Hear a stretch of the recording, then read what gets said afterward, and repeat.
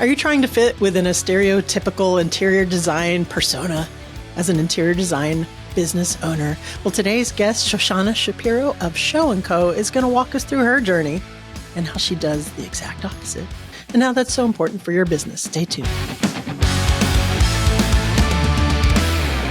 Hey kids, and welcome to Designed by Wingnut Social. I'm your host, Darla Powell, and I'm the Grand High Poobah here at Wingnut Social, a digital marketing agency for the home space, home pros, furnishings manufacturers, interior designers, architects, home stagers, and the like, all that ilk. Ilk. I love that word, ilk. It's just so much purpose behind it when you say it, ilk. Welcome to the show. If you're new to the show, this is a show for interior designers or pros in the home space, B2B show, about how to run a more profitable business, whether it comes to marketing, systems and processes, industry experience. We run the gamut here at Wingnut Social, but it is for you guys, just for home pros. But, I have gotten feedback from people who aren't home pros necessarily. They might be creators, creatives, or in the service industry space who have found a lot of value from the show. So I do appreciate that. So today's guest, Shoshanna Shapiro, is the principal of Show & Co., such a cute name on there. And she's going to really just be relaying to us her personal experience with running her company, hits and misses, and her advice on how to kind of get out of the box for your interior design, among other things, my conversation with her. So really that's it. I just want to jump in and share Shoshanna and her brilliance with you guys. But let's not get ahead of ourselves. I have to go through the bio. It's a thing we have to do. Award-winning luxury designer Shoshanna Shapiro delves into the psychocentric and effective functional use of spaces to create unique luxury experiences for her clients.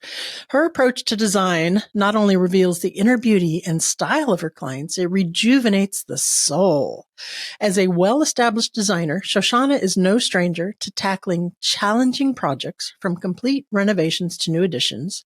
She's done it all with confidence, folks. Wingnuts, help me in welcoming Shoshanna Shapiro to the show.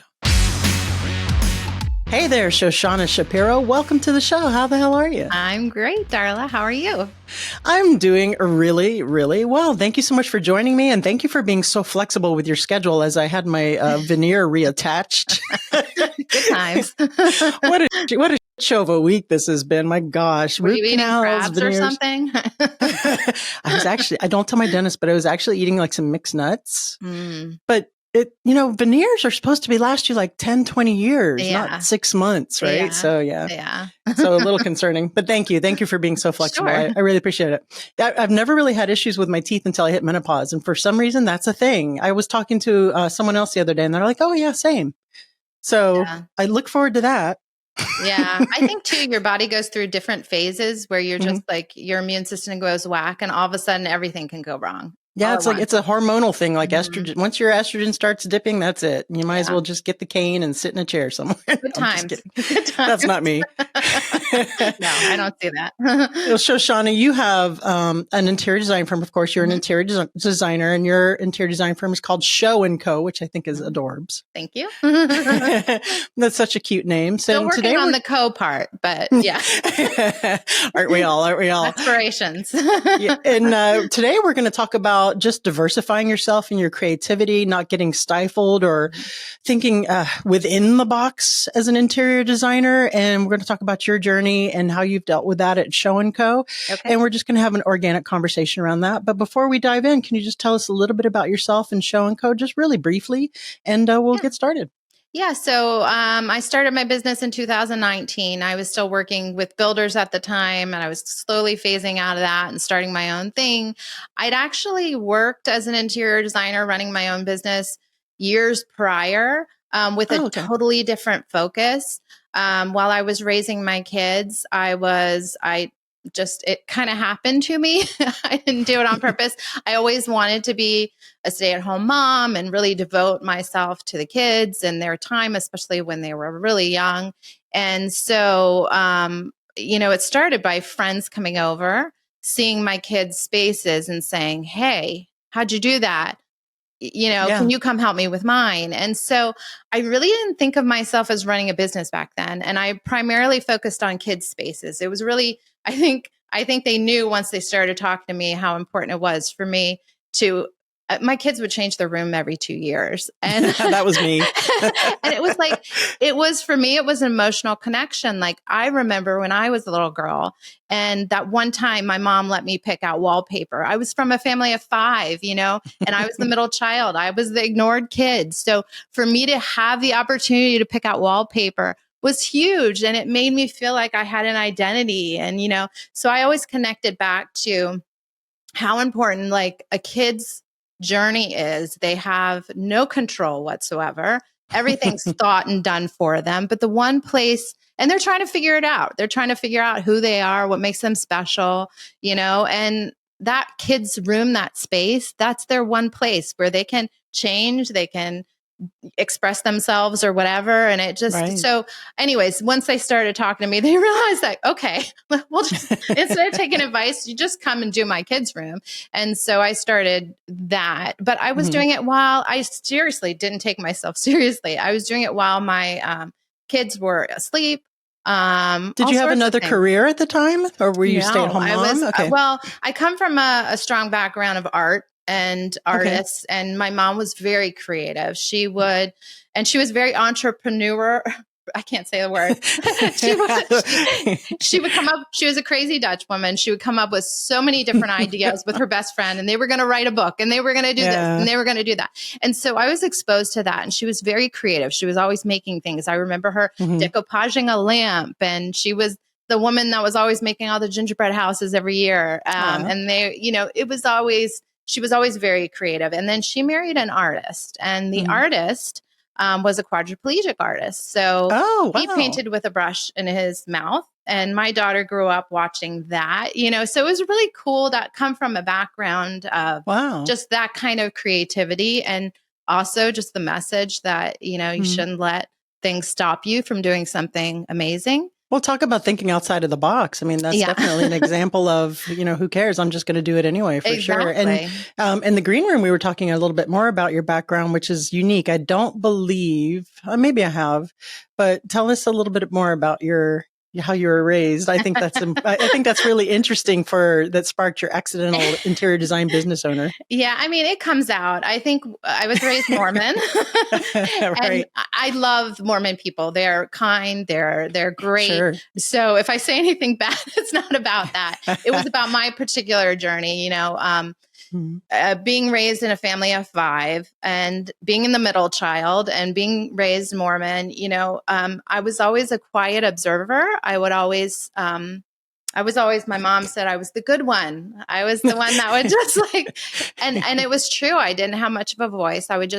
Everyone else around me was very loud, and I was very much wanting. I knew I was observing. I was watching. I wasn't judging. I was just gathering information and noticing and saying, okay, and trying to be accepting of all, but still not brave enough to come out and do anything on my own. Let's fast forward a little bit. Sorry to interrupt you here. Okay. So middle child, sitting around observing, talented though, doing kids' rooms. You fast forward a little bit. You're married, you have kids, you're doing kids' rooms. People are asking you to do that.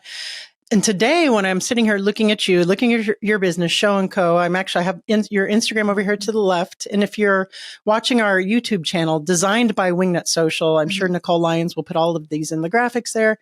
And now you have an Instagram channel with an interior design firm with beautiful work, with 11,000 almost followers, and you're front and center. You're the face of the design firm. I'm seeing your face on your feed. Bridge that gap. what happened there? Because I'm still figuring it all out, honestly. And I think it goes back to the topic we kind of started on, is marching to the beat of your own drum, not getting too lost in what everyone else is doing. And I think people notice that. I think people recognize that. I think people know that when you care enough and you are watching and observing, that all plays a role in what I do. I'm not the kind of person that stands out in the limelight and wants that kind of attention, but I can really connect with somebody one-on-one. That is where my superpower lies, is just being able to really listen, observe. Even when I was working with builders, I think that is why I branched out and started Show & Co. It was really hard for me to sit back and watch the experience for the client and know that there was more out there, that they wanted it, they could have it, but they were so limited. And having that battle and the fight just because of the numbers, because of the money, because of the ease of the business, that was all stuff that made me frustrated for the client. And often I would be the advocate for the client and didn't always play ideal. Well and for the business, but I love that, because you started your business from a place of helping your clients and seeing the need and knowing that you could fulfill that need. So that's incredibly purposeful. And something you said about being authentic and being yourself I'm paraphrasing, reminds me when I started my career in interior design in 2017, when I had my firm, I had people telling me, oh, well, now you're going to have to be bougie and you're going to have to behave a certain way. And you're going to have to project that aura or whatever, that stereotype of being an interior designer. And I might have done that for 5 minutes before I said, that's too exhausting. I just can't. I just have to be myself, which was a lucky for me in a way. I didn't really do that on purpose. I'm lazy, number one. And number two, I can really only be myself. There's really only one Darla Jethro. Yeah.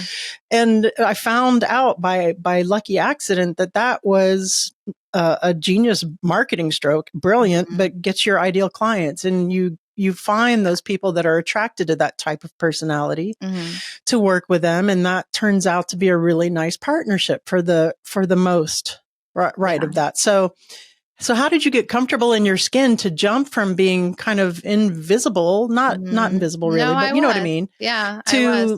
To where you're at right now. And how long have you been in business? Just since 2019. So not okay. All right. So really pretty good trajectory here. And that's just 4 years. That's pretty good. I mean, I'm looking at your Instagram, guys. Go over to Show & Co.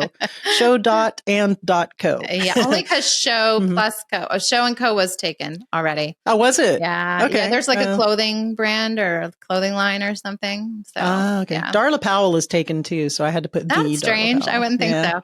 Yeah. I know, right? Darla's not a common name. I know. It's more common than you think. There actually is even another Darla Powell who does interior design. I don't know if she still does, like in the South somewhere. Really? Yeah. That's strange. Yeah, it was strange. Yeah. So I'm sorry. What was? How did we jump from being, afraid to, be visible and speak for yourself and to be heard into having what I'm looking at here on your Instagram account? Yeah. It's been a journey. I mean, I'm not young. It's taken some time and I'm still on the journey, but girl, how old are you? I'm 52. I think. Are you really? Yeah. No. I'm a grandma. Okay. Another reason to tune into Design by Wingnut Social on YouTube, because girl, you do not look 52.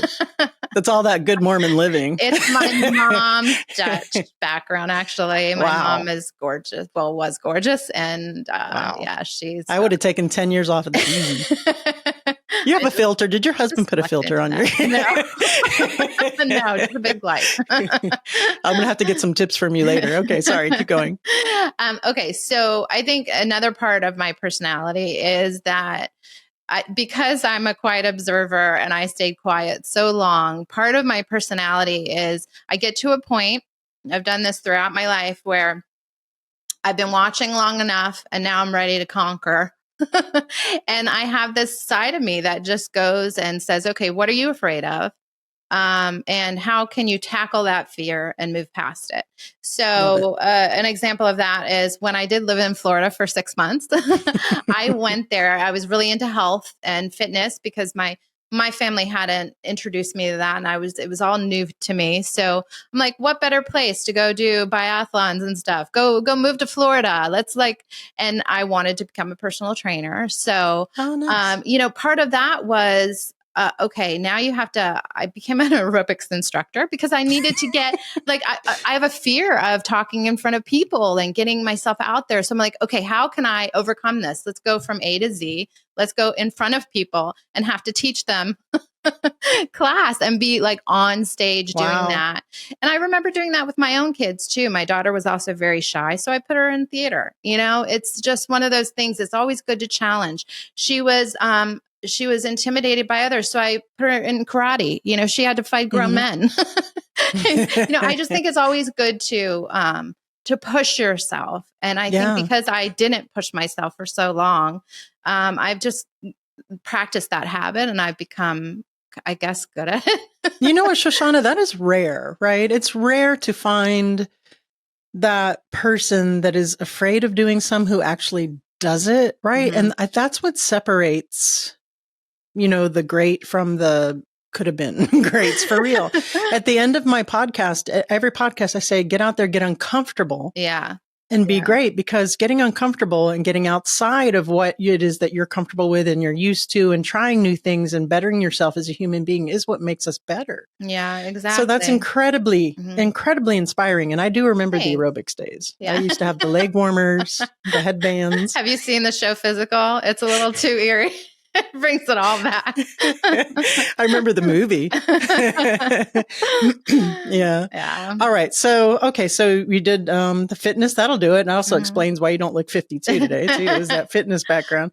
So let's wrap our mind around not trying to fit in a basic interior design box. What is it that we mean by this? Well, I think it's hard. I get caught up in it, too. Listening to various podcasts, seeing how seeing it visible in our faces. It's social media. It's in there all the time. And you have to play the game. You don't have any choices anymore. You have to do it to succeed. A lot of my clients are on Instagram. That's how they find me. And so it's important. Wait. You have to say that again. You have to say that again. Hey, listen, I'm a social media marketing agency for interior designers. Please tell me that again. I've gotten a lot of clients on Instagram. That's where they find me. And I noticed that really early on that's my portfolio.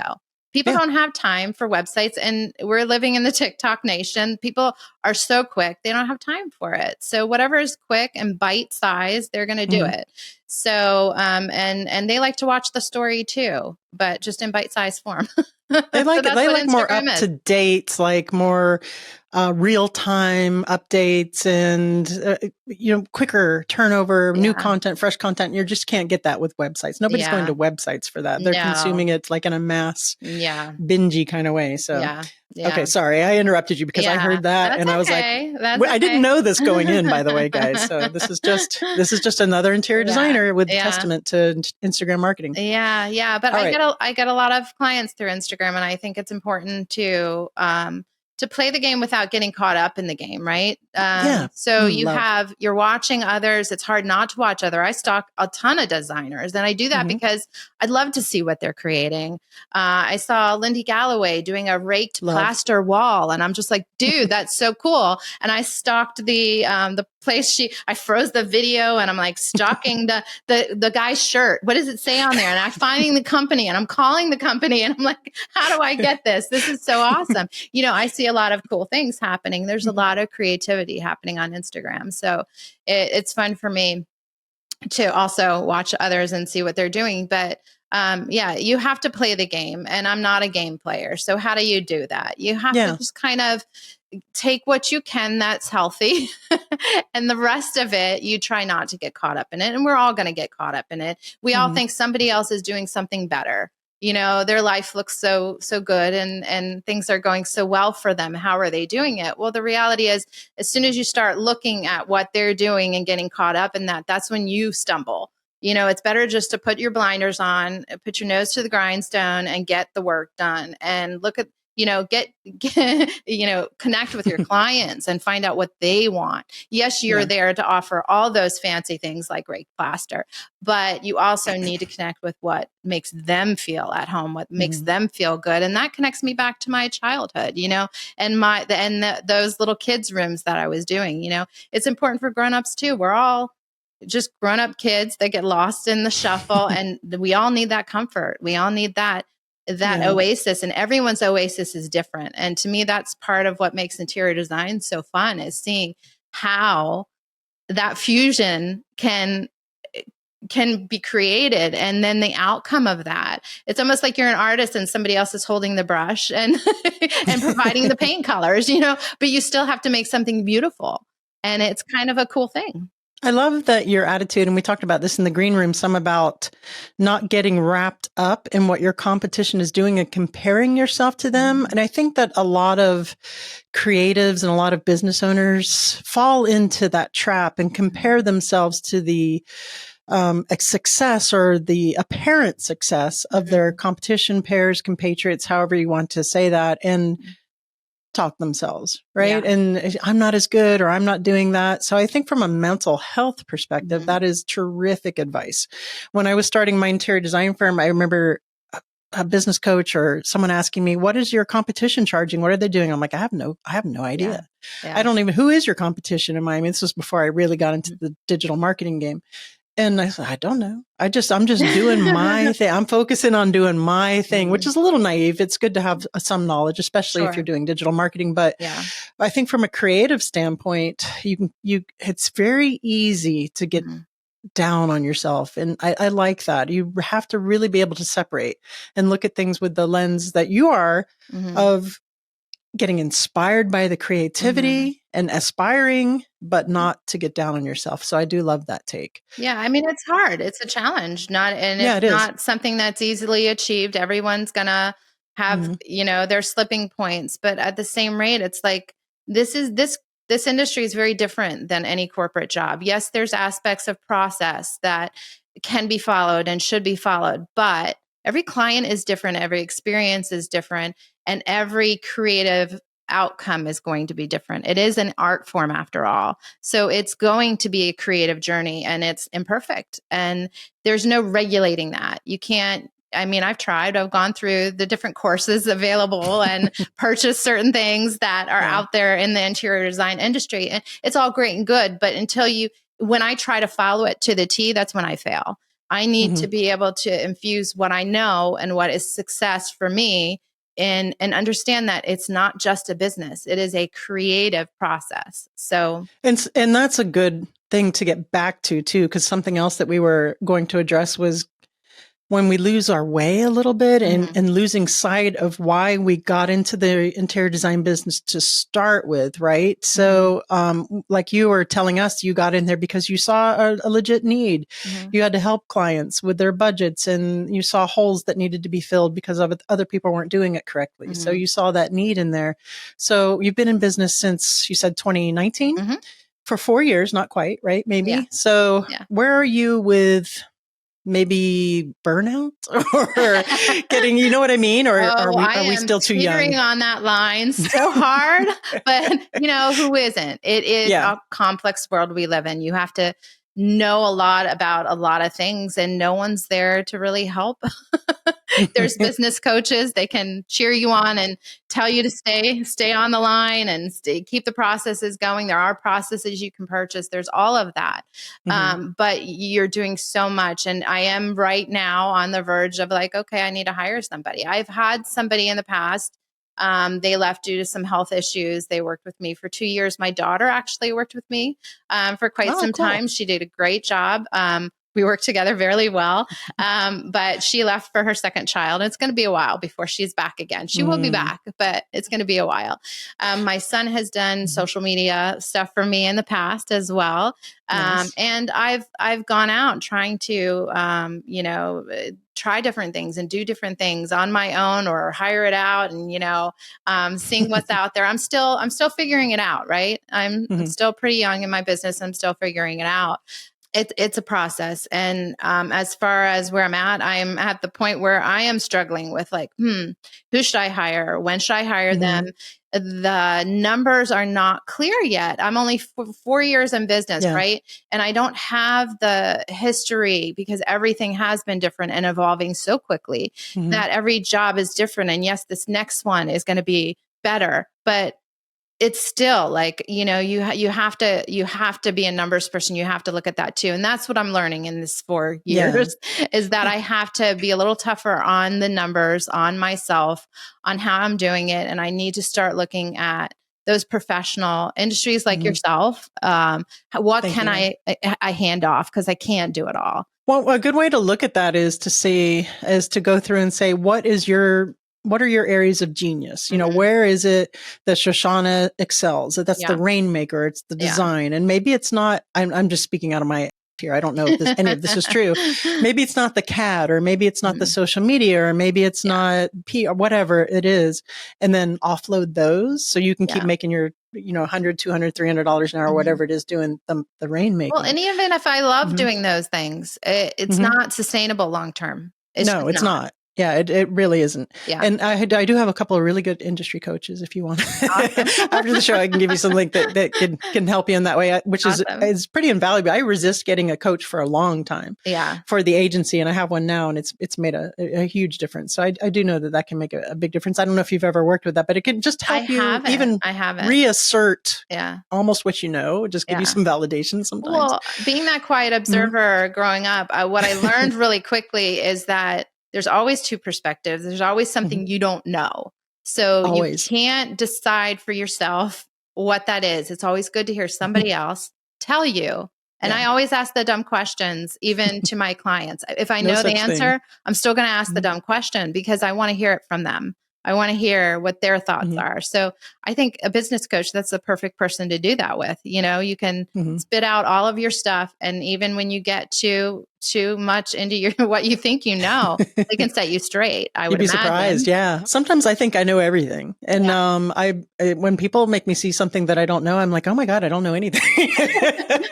I like those moments though. I think that's good. That's perfect. That's Yeah. where the growth comes in. So But especially when you're at like a turning point right now, like you're on the precipice of scaling and expanding and mhm. growing Show and Co. into, uh, hiring. I think Yeah. that it's always good, even if it's Yeah. just a one-off thing. Yeah. Yeah. Well, I'd love to have that information. The Dakota Design is one that's been mentioned on the show. A lot of Wingnut I think I clients. follow them actually. Katie McFarlane. Yeah, a lot of our You know Wingnut what? clients work with I think them. I think I probably have. When I listen to your show, I go and stalk these people afterwards. So I'm sure I follow them. And yeah, not in a scary way, right? No.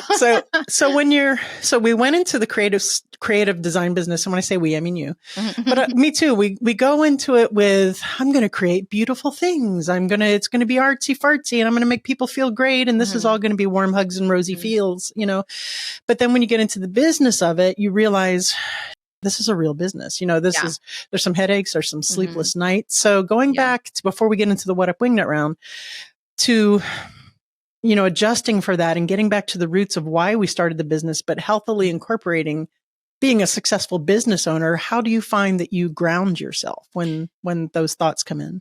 I listen to a lot of podcasts. I try to gain more knowledge. I'm always driving in Maryland, so that's the perfect time to listen to podcasts and be open to all of those things. My husband is actually. We recently read a book, and he fits that integrator role perfectly. Oh, nice. So he is helping me out. He started helping me with those kind of tasks that I, as a visionary, can't. You're talking always. about the E-Myth Revisited? No, Or the I'm talking E-Myth? about. It's called rocket fuel. Oh, rocket fuel. Okay. Yeah, All right. yeah, Okay. yeah. So that is very helpful to understand yourself, your own personality, and how you need to focus on those skill sets that you are good at. But then this industry also has the whole aspect of you need to know what you're doing as far as construction goes. You can't rely Oh, on your yeah. contractor. You have to know what's up. You have to Yeah. know all of that. So there's a definite part of this has nothing to do with creativity. You have to know how to structure things. And when you're running a renovation project, you have to create a schedule. You have to know what should come first, what should come second. If that gets off track, what do you do? So all of that kind of stuff is more of that mindset that you have to be in. It's not creative at all. So you have to really structure your business, and processes. I've always been that kind of surprise tool for me. That's like, oh wait, I have those. That's great. It'll keep you on track. So that's good as well. That does help, right? That does help mitigate the complexity and the overwhelm of actually, knowing what you're doing. Yeah. Besides being, a talented creative visionary, right? Yeah. For the design. And I love that. Yeah. Well, Shoshanna, thank you so much for sharing your insight with us You're and welcome. on Show and Co. I really Thanks for appreciate having me. Oh, no, of course. But now I have to ask you, are you ready for the What Up Wingnut round? I am. Awesome. What would the hashtag on your tombstone be? It would probably say, "Why are you here? Go eat ice cream." I don't want my family standing at my tombstone. So go enjoy. You're stuck on a deserted island, but you can have your one favorite food forever. What is it? Oh, okay. This is going to be something my brother just told me about. It is, I love breakfast food of all, and Same. I don't know the name of this, so I have to describe it. It is a waffle dipped in pancake batter and then French toasted. You know, and you Whatever just said, that didn't is. you just say you had pancakes right before this interview? I did. My stress food. That's all good. I mean, that sounds really good. I'm a breakfast food. I love breakfast the best. I think that's my favorite We're meal. having breakfast for Pancakes. dinner tonight, even though I already have pancakes. My son's coming in town. We're doing breakfast for dinner. It's all good. I wish my fiance liked breakfast. She hates breakfast. She won't even eat breakfast. If I say in the mornings, hey, let's go get some breakfast, she'll dilly dally and she'll wait till just long enough to where it's lunchtime. So wherever we go, she can get lunch. So, you know, you can't have it all. Can't have everything. No. Last but not least, please recommend a book that's impacted you either personally or professionally. Well, I wish I had more time to read. I don't have a lot of time to read, but I did just recently read or listen to Rocket Fuel, which I think helped me tremendously because it made me stop and create that organizational chart for my business, even though I don't have people in place yet. I still know that there needs to be a visionary, an integrator, a marketing department, all of those things, the operations, all of the HR, all need to exist, even though there's not people in them yet. And so that has been very helpful. That's Gino Wickman. Is that Rocket Fuel? Is Gino Wickman? I'm so bad with keeping that kind of information. I'll have to email you. I think it is. Let me and check somebody it out. recommended it to me, another designer. So I think it's very helpful. It's and I want to continue on that journey. I think there's the one you mentioned before, and there's another one that comes after this. So Rocket Fuel, Gino Wickman. Man, I'm good. I have it, but I haven't heard it. There's a few different books called Rocket Fuel is the thing. Oh, yeah. Okay. So I hope it's the right one. I hope it's the right one. It's the first one on Amazon. I'm pretty sure it's in my queue. Shoshanna Shapiro, please tell us where we can go to find out more about you and Show & Co. and follow the growth of your amazing interior design firm. And we'll call it a day. Sure. So most of my portfolio work or my day-to-day is on Instagram at show.and.co. And I have a website as well. But that is the place I'm most active is on Instagram. Love it. And when you're ready to fill that marketing, bucket on your Rocket Fuel chart, let us know. I totally will. I've been watching you for a long time, and I've been there along with the journey and listening to all of the helpful hints. So it's just a matter of getting to that place. But I know. I hear it every day. Yeah. All right. Shoshanna, thank you so much for joining us. Yeah. Thanks for having me, Darla. All right, kids, thanks for joining us on another episode of Designed by Wingnut Social. Remember, we actually do have a YouTube channel where it's not just a photo and audio of the show. You actually can see us in all of our glory live as carbon-based life forms moving around and doing silly things. Make sure to stay tuned to the end for the bloopers. My particular favorite.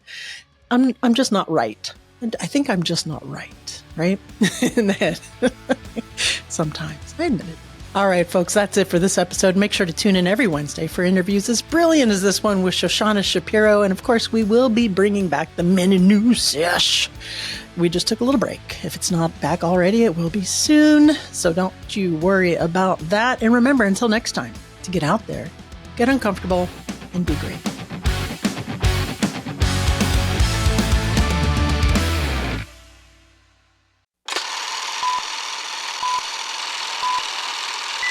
How did you get comfortable in your skin? Excuse me. I'm not going to clear my throat. Sorry, edit. Diet Coke. Are you trying to fit in a stereotypical interior design type of box as an interior design submarine? Welcome to the show. If you're new to the show, this is a show, a B2B show for interior. And remember to tune in every Wednesday for interviews as brilliant as this one with Shoshanna Shapiro. And we will be bringing back the mini moos. Small cow. We'll be bringing back tiny cows for your listening pleasure. Just a straight 15, 20 minutes of baby cows mooing.